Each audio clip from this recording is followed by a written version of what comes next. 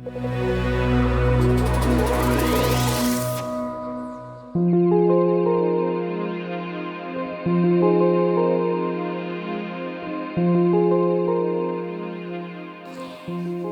tema es contrato de trabajo y trabajo autónomo. Ustedes tienen ahí una guía de exposición con varios puntos. Yo diría que esa guía de exposición la exposición puede dividirse en tres partes. La primera, contrato y relación de trabajo. La segunda, el contrato de trabajo y su distinción del trabajo autónomo. Y la tercera, análisis de criterios jurisprudenciales.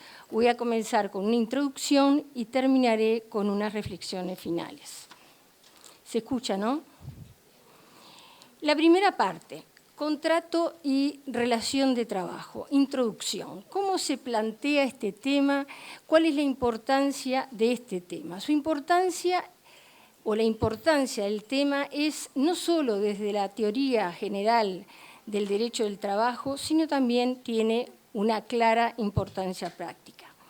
¿Por qué en la teoría general del derecho del trabajo es importante este tema? Porque, como ustedes saben, el derecho del trabajo se construyó alrededor de la figura contrato de trabajo y de su elemento distintivo, que es el elemento de la subordinación jurídica.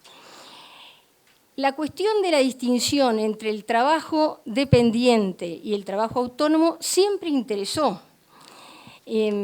Pese a que tradicionalmente, tanto en la doctrina laboral como en la doctrina civil, se pensó que el contrato de trabajo iba a absorber al trabajo autónomo. Es decir, se pensó que en determinado momento de la evolución no iba a existir trabajo que no fuera prestado en condiciones de subordinación.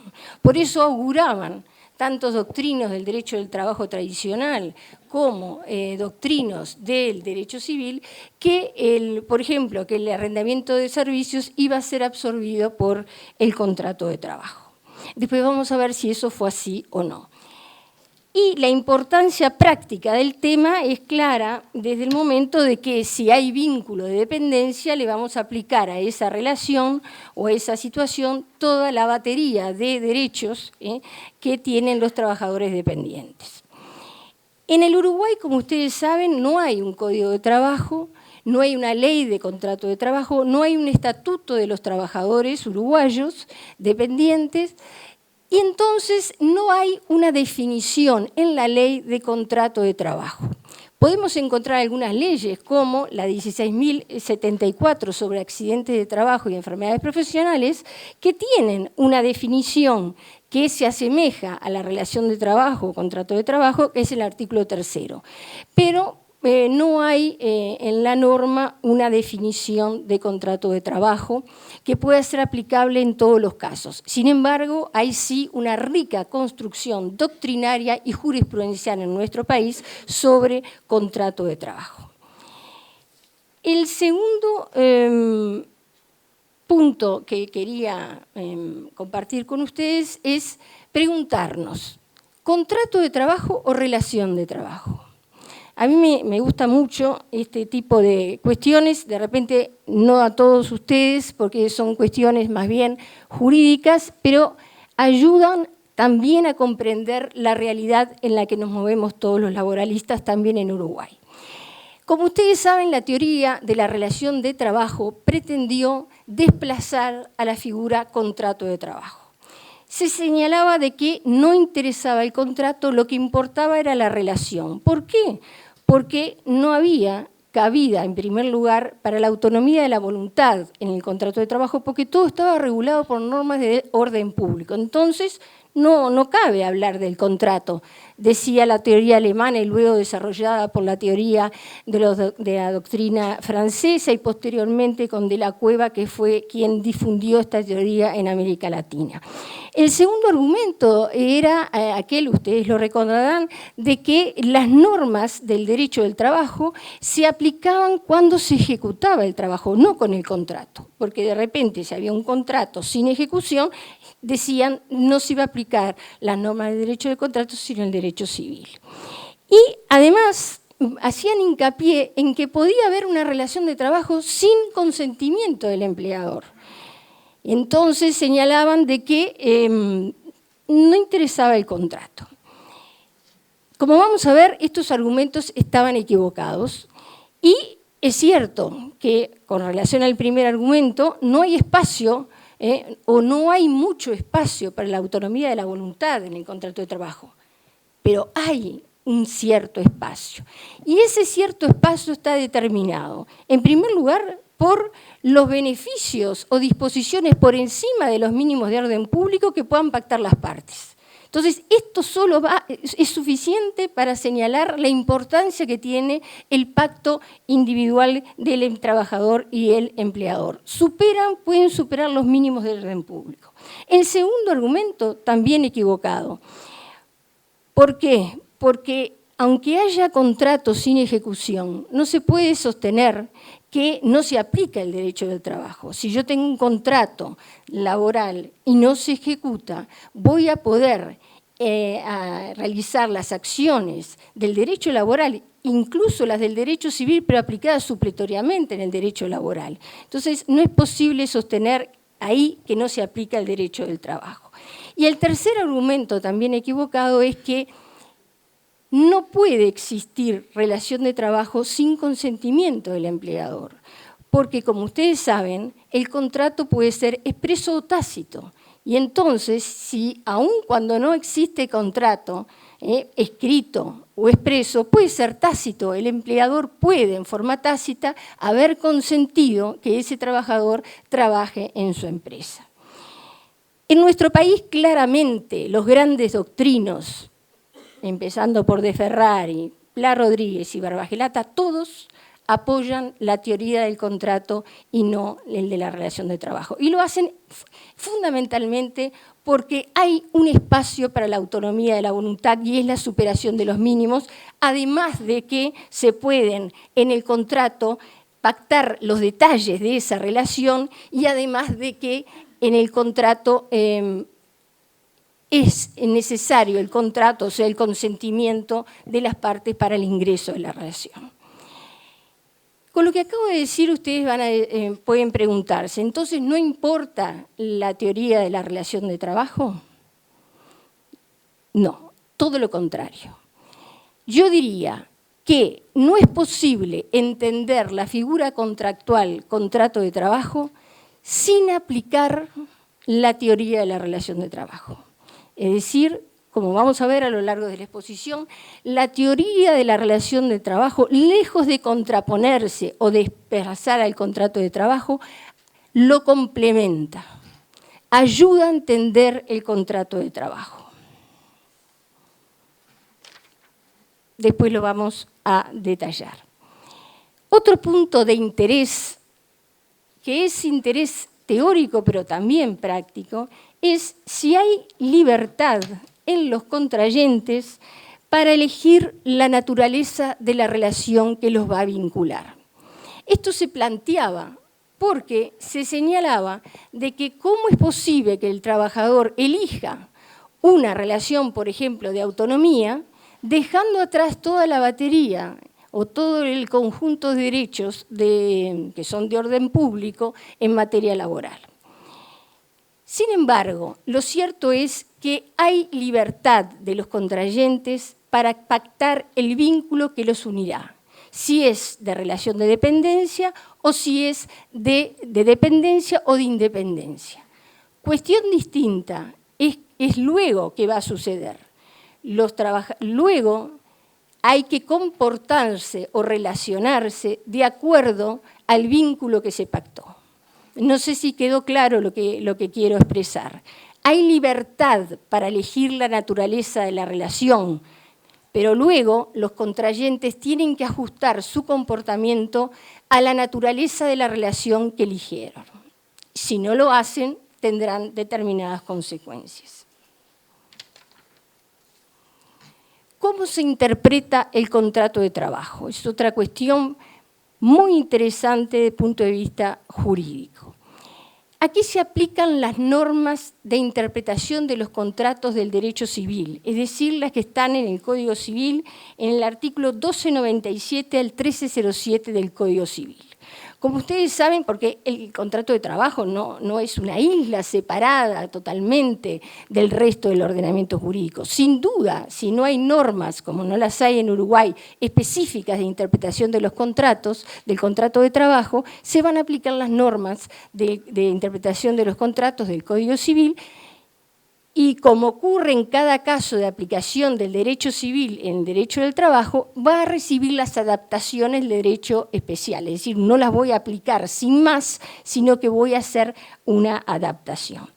En ese capítulo del Código Civil hay un artículo muy importante, que es el 1301 del Código Civil, que dice: los hechos de los contrayentes, me voy a permitir recordarlo, posteriores al contrato servirán para explicar la intención de las partes al tiempo de la celebración. Es decir, esto les suena, no sé si recordaban lo que decía este artículo, pero les va a sonar parecido a quien ejerce en materia laboral. Es decir, los hechos de los contrayentes posteriores a la celebración del contrato van a servir para señalar la intención de las partes en el momento de la celebración. Esto no es otra cosa que estudiar cómo se comportaron las partes para determinar, por ejemplo, si el vínculo que los unió es de arrendamiento de servicios o de contrato de trabajo. Esto no es algo que diferencie al derecho del trabajo del derecho civil. ¿Por qué? Porque tal como señala Gamarra, el nomen iuris lo coloca el juez. El nomen iuris de un contrato lo va a colocar el juez cuando analiza justamente cómo se comportaron las partes luego de su celebración. Esto que acabo de señalar es recogido por la Suprema Corte de Justicia. Y como ustedes saben, en nuestro país ha tenido mucha importancia el principio de primacía de la realidad, que sin duda ha sido Pla Rodríguez quien le ha dado esa elaboración y que luego se ha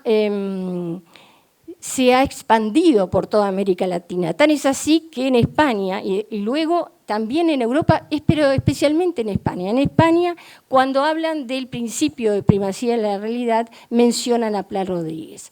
Pla tuvo la genialidad de sacar de la teoría de la relación de trabajo, esa que critiqué hace un rato, lo más importante de esa teoría, que era señalar que los hechos importaban y debían prevalecer los hechos por encima del pacto de las partes.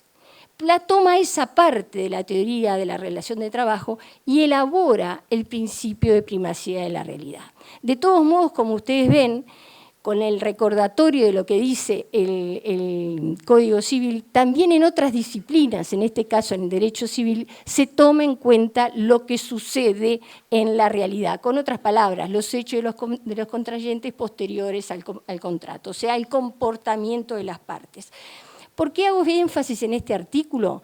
Porque, como ustedes saben, no solo la jurisprudencia laboral, sino también la Suprema Corte de Justicia, para analizar situaciones de trabajo autónomo para distinguir el trabajo autónomo del trabajo subordinado, recurren muchas veces a la utilización de este artículo 1301 del Código Civil.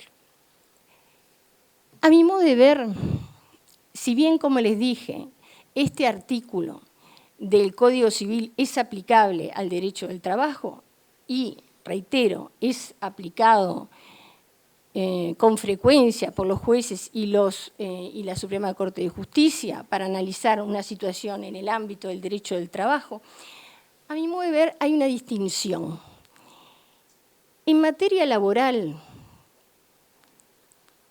los hechos de los contrayentes sirven para interpretar la relación, pero con esta distinción. Como ustedes recuerdan, ese artículo del Código Civil señala que los hechos de los contrayentes posteriores al contrato dan cuenta de la intención de las partes al momento de la celebración. Y yo entiendo que en materia de derecho del trabajo, las partes pueden haber tenido una intención real de hacer, de relacionarse, y así lo plasman en un documento, en un régimen de arrendamiento de servicios, con una intención real, y luego, si en los hechos se comportan en régimen de contrato de trabajo o relación de trabajo, entonces esa situación va a ser de contrato de trabajo.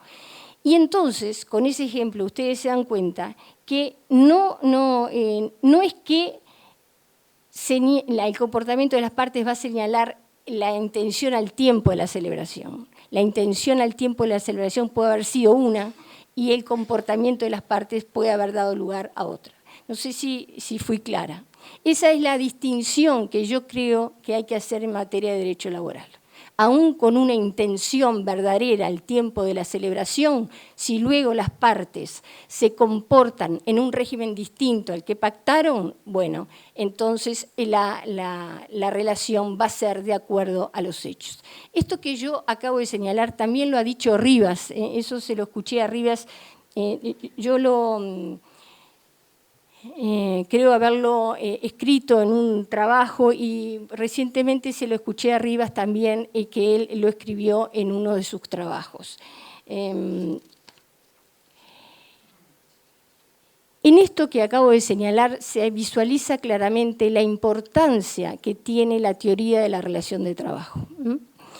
Y justamente es tan importante que sin ella no se puede terminar de conformar el contrato de trabajo.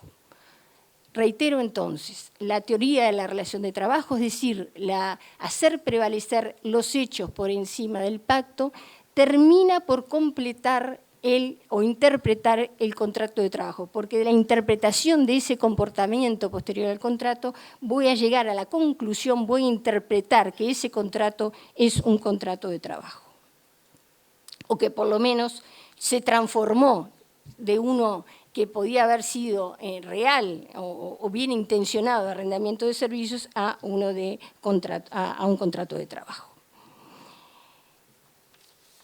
¿Cuáles son los elementos esenciales? Aquí paso a otro punto. ¿Cuáles son los elementos esenciales del contrato de trabajo? Como ustedes saben, en nuestro país PLA señaló 4 elementos esenciales. Si uno estudia la jurisprudencia de otros países, tanto en América Latina como, por ejemplo, en Francia, van a ver que ahí señalan la actividad personal, la subordinación y la onerosidad. No es común que se agregue el elemento cierta duración. A mi modo de ver, este cuarto elemento que lo introduce PLA me parece que es acertado, y si uno estudia la jurisprudencia en nuestro país, observa que muchos casos se han resuelto por este cuarto elemento, y es cuando la prestación no tiene un mínimo de duración, no estamos ante un contrato de trabajo. Algunas sentencias han llegado a esta conclusión en nuestro país. Y vamos sí a los elementos esenciales. ¿Por qué yo llamo elementos esenciales del contrato de trabajo? Porque si falta uno de ellos, no hay contrato de trabajo. Los elementos son, entonces, actividad personal, subordinación, que en realidad yo aquí prefiero hablar, en lugar de subordinación, prefiero decir poder de dirección y subordinación. Si bien estamos hablando de lo mismo, o de, como dice PLA, de las caras de la misma moneda, en realidad yo esto lo vi en Supió, en crítica del derecho del trabajo. Yo creo que tiene razón. El poder de dirección y la subordinación es lo que distingue el contrato de trabajo. Entonces, me parece que está bien agregarlo, está bien señalar el poder de dirección y la subordinación. Es lo mismo desde el punto de vista del trabajador y del empleador, pero me parece que ayuda a clarificar. Actividad personal, entonces, poder de dirección y subordinación, onerosidad y durabilidad, o sea, una mínima duración. Muchas veces en nuestro país, en forma ligera, se ha señalado que lo que importa es la subordinación y nada más. En realidad esto no es tan así, porque si no hay actividad personal, no vamos a estar en presencia de un contrato de trabajo. Por eso, reitero, son 4 elementos esenciales. Esenciales significa que si uno de ellos no está presente, no va a existir contrato de trabajo. Vamos ahora a la segunda parte de la exposición de hoy. Contrato de trabajo y su distinción con el trabajo autónomo. Como ustedes se darán cuenta, no se cumplió el augurio de la doctrina tradicional civil y laboral que señalaban que el contrato de trabajo iba a absorber al trabajo autónomo o al arrendamiento de servicios o a otros. Específicamente se hacía referencia al arrendamiento de servicios, pero se pensaba que iba a ser solo una pequeña parte del trabajo el que iba a quedar realizado en condiciones de autonomía. Hoy vemos que eso no es así. Hace algunos años la preocupación era de que se utilizaban figuras de trabajo autónomo para esconder una relación de trabajo verdadera, o sea, el fraude laboral. Pero pasado esa época, que también la sufrimos en nuestro país, de contratos que se hacían como trabajador autónomo para esconder relaciones de trabajo, yo diría de que sigue habiendo una porción, siempre existió en nuestro país, y los cambios en la organización del trabajo dan cuenta de que hoy hay trabajos que se desarrollan y se efectivizan en forma dependiente que quizás en el pasado se hacían que en la actualidad se realizan en forma autónoma, que quizás en el pasado se desarrollaban en forma dependiente. Con esto que estoy diciendo, que sigue habiendo una porción importante del trabajo prestado que se desarrolla en condiciones de independencia o autonomía. ¿Cuáles son los indicios del trabajo dependiente? Recordemos que en nuestro país quienes han hecho un estudio de los indicios comienza con un trabajo de Hermida y luego con un trabajo muy importante de Rivas. Nuestra jurisprudencia, siguiendo la jurisprudencia de otros países, por ejemplo la francesa, ha adoptado la técnica de los indicios. En general, cuando hacemos referencia a indicios de la subordinación jurídica, que es la que es difícil de determinar en algunos casos. Como ustedes saben, subordinación jurídica o trabajar bajo órdenes o el poder de dirección incluye el dar órdenes sobre el modo de realizar la tarea, el tiempo y lugar de la prestación, controlar o fiscalizar que las órdenes se cumplieron y como derivado de este poder de dirección, el sancionar si no se cumplieron esas órdenes. Es decir, reitero, órdenes sobre el modo, tiempo y lugar y el control de si se cumplieron esas órdenes. Yo creo que corresponde hacer varios distingos de situaciones que no son de trabajo subordinado. Claramente en nuestro país, en la vida práctica, hay confusión al respecto. La primera confusión que vemos a veces en los escritos judiciales es que se sostiene que hay órdenes y por tanto subordinación cuando lo que hay es un encargo de servicio. Es decir, se le dice a la persona lo que hay que hacer, pero porque se encargó el servicio. Esto que yo lo tomo en un trabajo de arrendamiento de servicios, en un libro que con mucha visión Pla propuso al grupo de los miércoles, que es sobre la descentralización empresarial, esto yo lo tomo de una sentencia del Tribunal de Apelaciones del Trabajo del año 1982, que está en el anuario de ese año, es con el caso el número 185. Y ahí el Tribunal de Apelaciones de Trabajo lo que señala es que no por encargar una tarea se está dando una orden o una instrucción. Ese es el primer distingo que me parece que hay que hacer. El segundo distingo es que en muchos casos, cuando se encarga un determinado trabajo, se establecen condiciones del servicio que se encarga.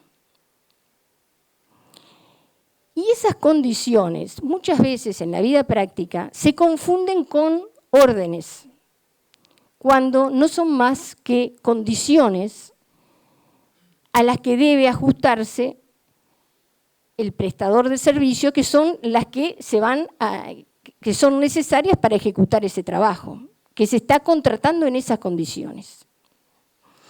Este distingo también lo hace la Suprema Corte de Justicia, en una sentencia, en varias sentencias. En la 689 del 2012, por ejemplo.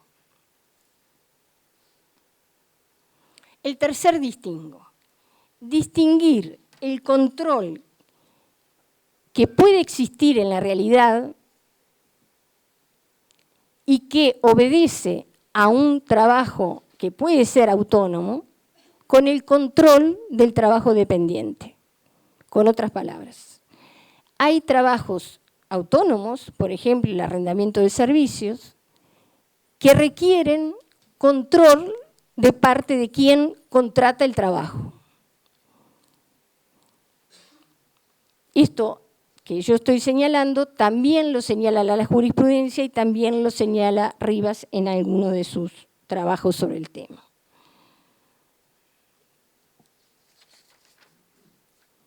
El cuarto distingo, distinguir la organización y coordinación que pueden requerir algunos trabajos prestados en régimen de arrendamiento de servicios con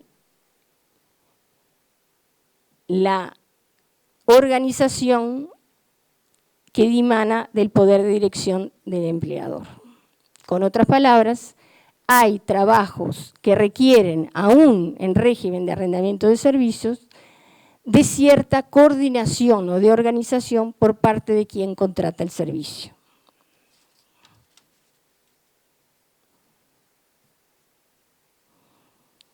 Esto que estoy señalando de control o de coordinación incluso puede estar establecido en contratos, en el contrato que previamente van a firmar las partes.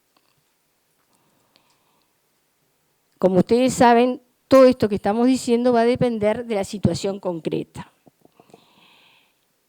Por último, yo señalaría que no es necesario que exista un contrato de arrendamiento de servicios o a la inversa. Aun cuando no exista un contrato escrito de arrendamiento de servicios, en el caso concreto, en materia laboral, el juez puede llegar a la conclusión de que se trató de un arrendamiento de servicios.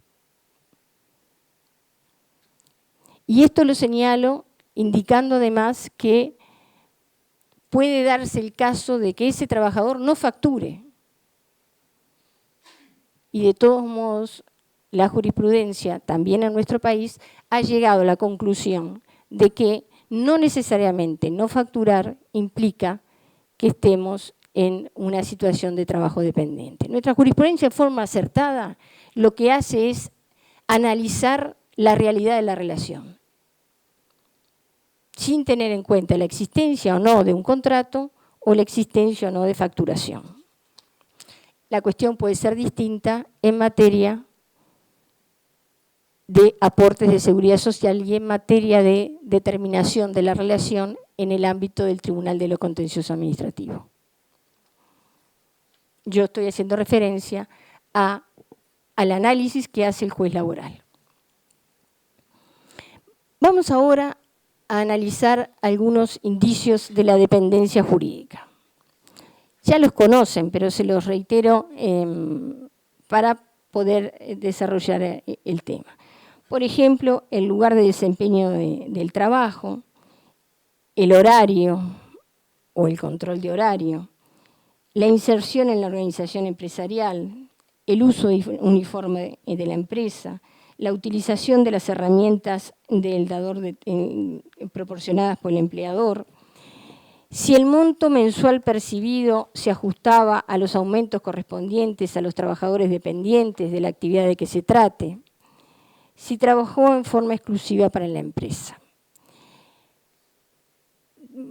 La mayoría de los que están acá hace años que están trabajando en derecho laboral y saben que cualquiera de estos indicios pueden ser indicios de un trabajador dependiente, pero no necesariamente. ¿Por qué? Porque puede haber en un caso de trabajador de independencia, o sea, de arrendamiento de servicios, la necesidad de ir a determinado horario para cumplir el trabajo.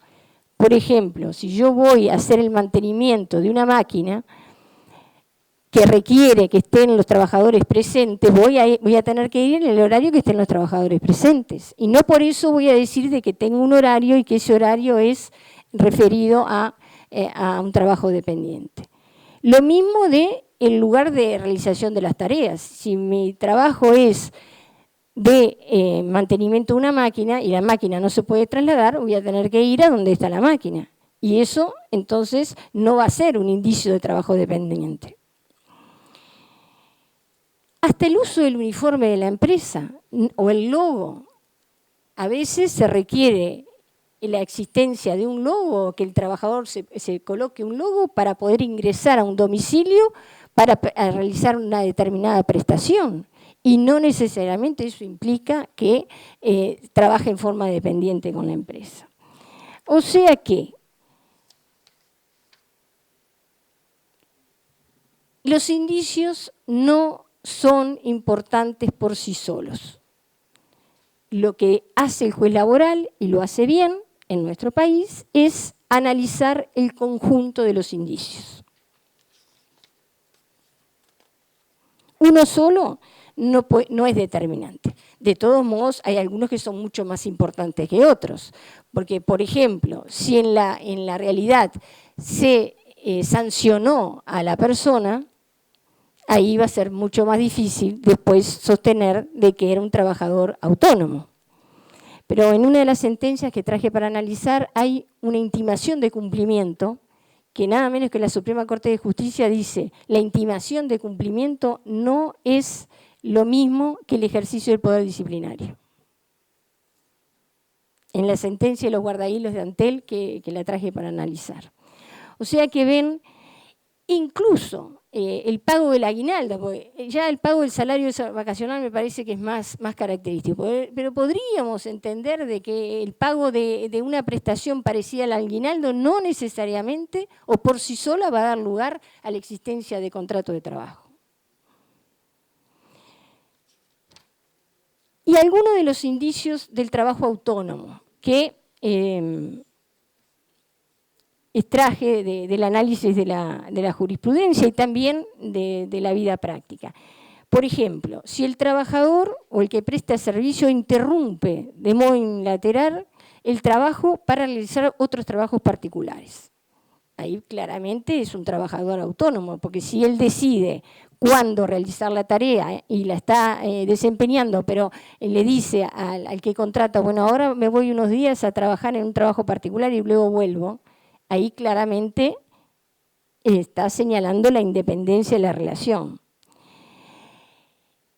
Tomarse descanso sin requerir autorización, simplemente avisando, que es muy común en los casos de arrendamientos de servicios, donde la persona en determinada época del año deja de ir y a veces es sustituida por otro que lo consigue el propio prestador de servicios y otras veces no, deja de concurrir o de prestar el servicio, avisando nada más. La utilización de vehículo propio. Bueno, este es un indicio que es tan utilizado, que a veces es utilizado como indicio de trabajo independiente, pero muchas veces en trabajos dependientes se exige que tenga vehículo propio. Así que yo diría que lo he visto utilizar. Si me dicen ¿Cómo lo utiliza la jurisprudencia? Bueno, cuando existe, lo he visto utilizar como indicio de trabajo independiente. Pero, a mi modo de ver, podría ser dependiente. Hay casos de trabajo dependiente que se exige la utilización de vehículo propio. Si el precio del servicio se fijaba de acuerdo al arancel de la profesión universitaria, eso sí lo he visto utilizar, pero tampoco es determinante. O sea, si los honorarios profesionales, por ejemplo, en el caso de los médicos, se utilizaba, si el pago era de acuerdo al arancel de los médicos y no de acuerdo a un precio pactado entre las partes. Si participaba en los riesgos de la empresa o no participaba, si participaba en los riesgos de la empresa, esto sí creo que es determinante. Si se prueba que el prestador participa en los riesgos, ahí no hay trabajo dependiente. Y la ausencia de ejercicio de potestad disciplinaria, pero muchas veces vemos que esto se señala como reforzando la postura, porque puede no haberse impuesto sanciones y no necesariamente quiere decir que por ello no es dependiente. Quizás no dio lugar a que se impusieran sanciones.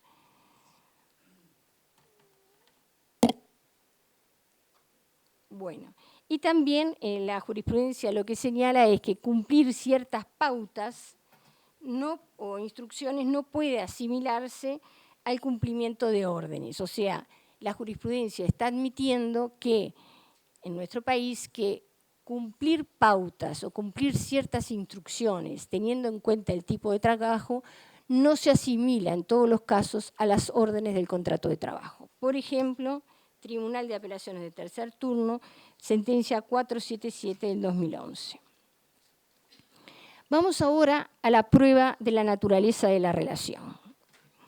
A mi modo de ver, si a mí me preguntan cómo se prueba la naturaleza de la relación, yo sostengo que cada parte debe probar lo que alega. Es decir, si el trabajador dice, si el actor dice que es un trabajador dependiente, deberá probar la dependencia, y si el demandado sostiene que la relación fue de independencia, deberá probar por qué entiende que es de independencia. Cuando uno estudia la jurisprudencia en nuestro país, vemos que hay una postura firme que está firme tanto en primera instancia como en segunda instancia, y también en la Suprema Corte de Justicia, que señala que si la relación laboral es controvertida, el trabajador es quien debe probar la existencia de relación de trabajo dependiente.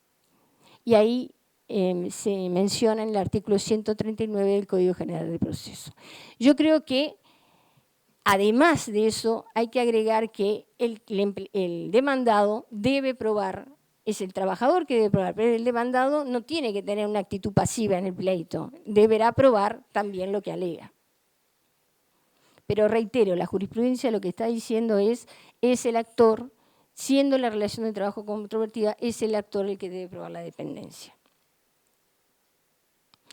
De esto se desprende que en nuestro país no existe la presunción de subordinación, es decir, no existe la presunción de que el trabajo para otro o en beneficio de otro se presume subordinado, como sí existe en otros países. Pero en otros países existe esa presunción porque hay una norma expresa que así lo determina. En nuestro país no hay ninguna norma que establezca la presunción de subordinación. Por lo tanto, rigen estos artículos del Código General del Proceso. Y también la jurisprudencia reitera lo siguiente. Señala que el principio indubio pro operario no se puede aplicar porque no se sabe si el trabajo es dependiente o independiente, entonces no sabiendo si es un trabajador dependiente, no se pueden aplicar los principios del derecho laboral. Yo, en realidad, lo que no sé por qué se piensa que se puede aplicar el principio indubio pro operario, porque el principio indubio pro operario no se aplica para analizar situaciones. El principio indubio pro operario significa, en una de sus reglas, que si hay duda en la interpretación de una norma. Entiendo que no corresponde aplicarlo para interpretar una situación. De todos modos, la jurisprudencia viene sosteniendo de que no se aplica si no se sabe si es relación de trabajo o no. Yo prefiero ser precisa respecto de los principios del derecho del trabajo, porque me parece que si uno utiliza en forma equivocada el principio in dubio pro operario, lo que hace es desacreditar la disciplina. Vamos ahora a la recomendación 198. La recomendación 198, que ustedes ya saben, es de la relación de trabajo, es una recomendación importante. No se puede negar. Pero es más importante en otros países que en nuestro país. Más allá del valor que tiene una ratificación en los países, lo que me interesa destacar que en nuestro país, con o sin recomendación 198, la jurisprudencia hace muchos años, siguiendo la doctrina, venía aplicando la técnica de los indicios de la subordinación jurídica. Es decir, prácticamente todo lo que dice la recomendación 198 ya se aplicaba en nuestro país hace más de 20 años, con una jurisprudencia firme al respecto. De todos modos, está bien que los jueces la mencionen, no me opongo a eso. Señalo que la importancia que tiene en otros países es distinta a la de nuestro país, que ya hace muchos años venía aplicando esa técnica de indicios. Otro ítem que quería compartir con ustedes es el siguiente: la importancia de la buena fe en la determinación de la naturaleza de la relación. Yo creo que si uno analiza la jurisprudencia uruguaya, es cada vez más importante la aplicación del principio de buena fe para determinar la naturaleza de la relación. Ustedes saben que la doctrina de los actos propios se funda en el principio de buena fe y que la doctrina de los actos propios se aplica en el derecho del trabajo, pero con límites. ¿Y dónde está la buena fe para determinar o cómo se aplica? Si uno estudia la jurisprudencia uruguaya, ve que ese análisis que hace la jurisprudencia uruguaya, quizás al final del razonamiento de la sentencia y de la conclusión a la que arriba, como un razonamiento que termina de completar, y es el siguiente: la jurisprudencia uruguaya y también la Suprema Corte de Justicia lo que dicen es, si durante un tiempo largo las partes, el prestador, el que ejecutó el servicio, no reclamó los rubros de la naturaleza laboral, es decir, no reclamó licencia, salario vacacional y aguinaldo, entonces eso dice es un indicio muy fuerte de la existencia de independencia o de trabajo en forma autónoma. Esto, que parecía un indicio más, un indicio con menor importancia, yo creo que en los últimos años, de 10 años para acá, se ha reforzado. Y miren qué interesante, se ha reforzado con la buena fe, pero también con la aplicación del principio de primacía de la realidad y el de la razonabilidad. Porque ya son muchas las sentencias las que dicen de que la realidad de la relación era que se ejecutó en forma pacífica el convenio. Es decir, que no reclamó lo que ahora reclama. Y no lo reclamó por 10 años y a veces 20 años. Y se agrega el principio de la razonabilidad. Y dice que si el hombre, el principio de la razonabilidad es que el hombre actúa de acuerdo a la razón, y si durante, por ejemplo, como señala la Suprema Corte de Justicia en la sentencia 108 del 2008, en la 689 del 2012, si en un lapso de 5 años no reclamó los rubros laborales, esa actitud del actor se compadece con otro tipo de relaciones como el arrendamiento de servicios. Es decir, el no reclamar durante un extenso lapso es indicativo de que no hay relación de trabajo. Y yo creo que es correcto esto, porque no es lo mismo que que el razonamiento que se puede hacer de un trabajador subordinado que no reclama un beneficio, por ejemplo, el pago, no sé, de un viático que corresponde y no se le pagaba, y ahí se puede decir que está en condiciones de subordinación. Acá de lo que se trata es de si es o no es trabajador subordinado. Y entonces está bien que ese no reclamo durante un extenso periodo, un extenso lapso, sea indicativo de la relación de independencia, por ejemplo. Vamos ahora a la tercera parte. Vamos a tratar de cumplir el tiempo que me habían pedido. Me pidieron que fuera más breve. Vamos a ver el análisis de los criterios jurisprudenciales. Una sentencia que me parece que es importante es la sentencia de la Suprema Corte de Justicia, la 6 del 2010, que es la de los guardahilos de Antel. El asunto llega a la Suprema Corte de Justicia con condenas de tribunales, de un tribunal laboral que señalaba de que había relación de dependencia. Ahí la Suprema Corte de Justicia, ¿qué hace? Estudia el convenio que habían firmado las partes, señala algo interesante, que es que, aunque no había sido firmado por los representantes del ente, como se ejecutó en forma pacífica, lo que dijo es que el consentimiento lo prestó en forma tácita el ente. Me parece eso interesante.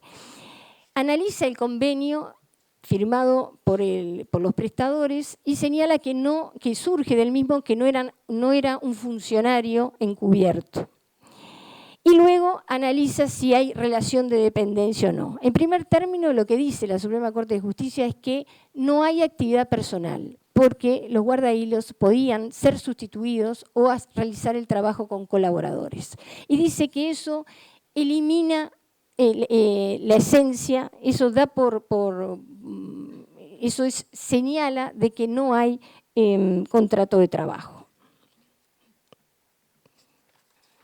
Esto ya lo había sostenido la Suprema Corte en una sentencia anterior, que es la 151 del 98.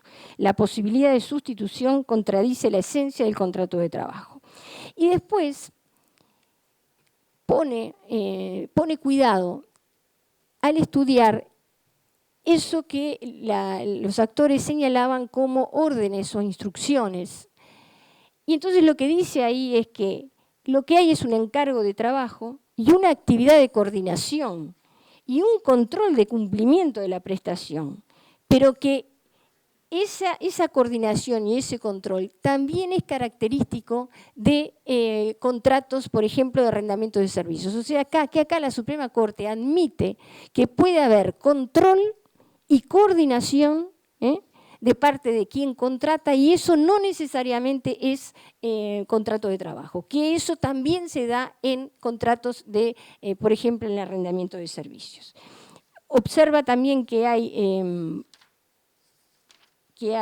ausencia de poder disciplinario y acá me detengo porque me parece de interés. Ante la aseveración de los actores que señalaban la doctrina de los actos propios como encubriendo, como que esta cuestión del ente había encubierto un funcionario público o una relación de función pública, la Suprema Corte da vuelta a ese argumento y dice, si vamos a aplicar la teoría de los actos propios, basada en la buena fe, es justamente lo contrario. Y ahí dice, la circunstancia de que transcurran largos años de ejecución del convenio sin que haya reclamos es una presunción muy fuerte de que era una relación de independencia. O sea, la aplicación clara de la buena fe en la interpretación del comportamiento de las partes. Vamos ahora, dejamos Suprema Corte y vamos a una sentencia que puede ser indicativa de los juzgados, de un juzgado laboral, del juzgado de 17 de capital, de juzgado de letrado de trabajo de la capital de 17 turnos, la sentencia 51 del 7 del 10 del 2013. Esta sentencia fue confirmada con la sentencia del Tribunal de Apelaciones de cuarto turno del 23-12 del 2013. Se trataba de un cobrador de una institución que hacía más de 10 años que trabajaba para la misma, no facturaba, no había firmado un contrato de arrendamiento de servicios, iba a la institución a recoger los recibos y llevaba después a fin de mes la recaudación. A veces concurría para traer la recaudación durante el mes. Ahí lo que hace tanto en primera instancia como en segunda instancia es analizar la realidad de la relación sin tomar en cuenta de si había o no había un contrato de arrendamiento de servicios inscripto y sin tomar en cuenta si se facturaba o no se facturaba. Y ahí lo que decía el actor es que y había presentado una hoja donde se señalaba procedimiento de cobranza. Y en esa hoja, donde titulada procedimiento de cobranza, la institución lo que decía es que en tal día tenía que presentar la cobranza con tales documentos. Entonces ahí hay un interesante análisis de la sentencia y también en primera instancia y en segunda instancia que dice que es lógico y razonable que si se trata de un trabajo, como en el caso de manejo de valores, es razonable que la institución estableciera el procedimiento, es decir, estableciera qué día tenía que traer la recaudación y la documentación que tenía que presentar. Entonces, esto lo analiza en el ámbito de lo que les acabé de señalar, en aquello de que hay cierto control o cierta coordinación en algunas tareas y ello no necesariamente implica trabajo subordinado. Uno de los elementos que señalaba el actor era que la institución le daba la lista de los socios. Y ahí se entendió por esta sentencia que eso no es determinante de la existencia de contrato de trabajo, porque si había que recoger las contribuciones de los socios, entonces es lógico que era una institución de beneficencia, es lógico que sea la institución que le dé la lista de los socios.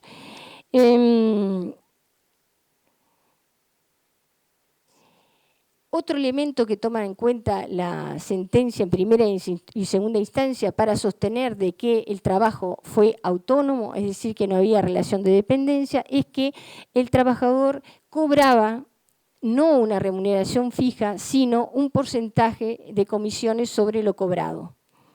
Entonces ahí lo que hace la sentencia es señalar de que había asunción de riesgos, corría con el riesgo, porque si no cobraba, la contribución del socio no tenía comisión, no tenía ingreso.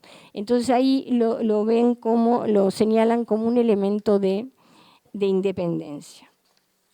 Por supuesto que también el tiempo del reclamo, ¿no? Los 10 años sin reclamar también fue considerado. Y la sentencia del Tribunal Cuarto reitera estos argumentos, señala que la prueba de la relación cuando es controvertida tiene que ser una prueba cabal, aquí hay un agregado, prueba cabal, o sea que tiene que ser una prueba importante. Dice en forma expresa que no hay presunción de subordinación en nuestro país, dice en forma expresa la sentencia de que las partes pueden escoger la naturaleza de la relación, pero luego hay que estudiar los hechos, y que el ceñimiento a pautas no es determinante por sí solo de la existencia de relación de dependencia. O sea, una vez más, admitir que hay cierto control que puede ser aceptable en una relación de independencia. En el caso concreto, el cobrador cobraba en los días y horarios que decidía. Evidentemente, los horarios los había combinado con los socios. Y si bien esgrimió el actor que el horario se lo fijaban, en realidad no lo fijaba la institución, sino el socio, y era para comodidad del cobrador, porque si no iba a ir a un horario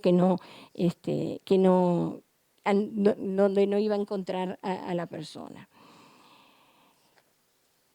Si les parece, dejamos esto que puede ser de interés y puede ser aplicable a otros casos y vamos al Tribunal de lo Contencioso Administrativo.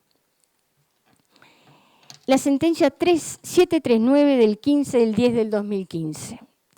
Es una sentencia donde se trataba de profesionales médicos que se desempeñaban en un instituto médico.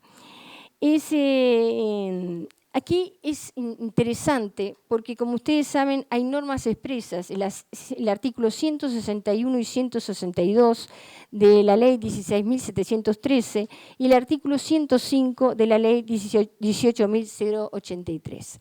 Pero lo que interesa es el cambio de postura del Tribunal de lo Contencioso, que ya venía de una sentencia anterior, en lo siguiente.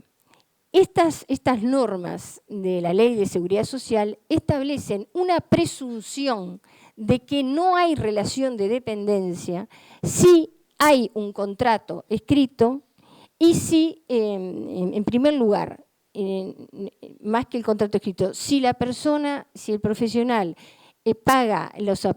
cumple con las obligaciones impositivas y si paga los aportes en la caja de profesionales universitarios. Y luego, el artículo 162 dice que tienen que tener un contrato escrito donde se señale que la relación es de independencia. Ahí lo que dice el Tribunal de lo Contencioso es que esa presunción establecida en la norma de que no hay relación de dependencia tiene que ser destruida por el Banco de Previsión Social. Es decir, el banco tiene que hacer una prueba clara para demostrar para destruir esa presunción. Y ahí, después de eso, estudia los indicios con un cambio claro de la postura del tribunal, de lo que podía ser la postura de años anteriores, donde ahí pone énfasis el Tribunal de lo Contencioso Administrativo en la libertad que tenían los médicos de aceptar o no aceptar el ofrecimiento para realizar los estudios. Es decir, eran llamados y aceptaban o no aceptaban el llamado según su propia voluntad. Y además, aun cuando hubieran aceptado el llamado, si luego no podían concurrir, ellos por sí solos traían un suplente, o sea, coordinaban con otro trabajador para que lo suplantara. Eso dijo el Tribunal de lo Contencioso Administrativo, es indicativo de la inexistencia de relación de dependencia. Si les parece, ahora vamos al último ítem, que es los desafíos del derecho del trabajo ante el trabajo autónomo, para terminar después con las reflexiones finales. La cuestión del trabajo autónomo tiene en la actualidad, o plantea en la actualidad, un desafío para el derecho del trabajo. Ya lo había planteado hace muchos años. En aquel momento se pensaba de que el conjunto de derechos laborales se iban a aplicar a todo el trabajo, como ya lo dije. Yo creo que la cuestión está planteada de diferente manera en este momento. En la actualidad lo que se aprecia es si pueden haber figuras intermedias, es decir, trabajadores independientes, pero que sean dependientes en forma económica, y entonces ahí establecer una figura intermedia entre el contrato de trabajo y el trabajo autónomo, o sea, dependientes económicamente. También otra postura puede ser indicar qué beneficios tienen los trabajadores autónomos, es decir, no todos los de los trabajadores dependientes, sino algunos de ellos. Otra postura puede ser de aplicar algunas normas del derecho laboral, así como están hechas, al trabajo autónomo. Yo creo que, como ustedes saben, hay normas del trabajo, por ejemplo, del trabajo de menores, que pueden ser y son aplicables al trabajo autónomo. Lo mismo la norma sobre acoso, si bien acoso sexual hace referencia al acoso en las relaciones laborales, a mi modo de ver, en ciertas circunstancias puede ser también aplicable a las relaciones de independencia. Por eso pienso que el desafío que tiene el derecho del trabajo planteado es otorgar ciertos beneficios a trabajadores autónomos. No aplicar toda la normativa, pero sí aplicar ciertos beneficios. Y que reflexión final, y ahí cumplo exactamente con el tiempo. Bueno. La primera, siempre existió una parte del trabajo realizada en forma independiente o autónoma. Segundo, corresponde distinguir el contrato de trabajo de otras figuras, como el arrendamiento de servicios o el arrendamiento arrendamiento de obra, o del trabajo autónomo, aun cuando no se puede encuadrar en una figura determinada. Tercero, los elementos esenciales, como dijimos, deben estar todos reunidos. Si falta uno de ellos, no hay contrato de trabajo. A mi modo de ver, la subordinación jurídica sigue siendo el elemento distintivo y no ha perdido vigencia. Como ustedes saben, en el mundo se critica el elemento distintivo de la subordinación jurídica. A mi modo de ver, no ha perdido vigencia y el futuro, entiendo, va a estar en los subordinados con unos ciertos beneficios y otros con otros beneficios. Cuarto, los indicios de la subordinación jurídica deben ser analizados en su conjunto. Uno por sí solo no es determinante. Quinto, el comportamiento de las partes en la ejecución de la relación, refleja la realidad de la relación. Muchas gracias.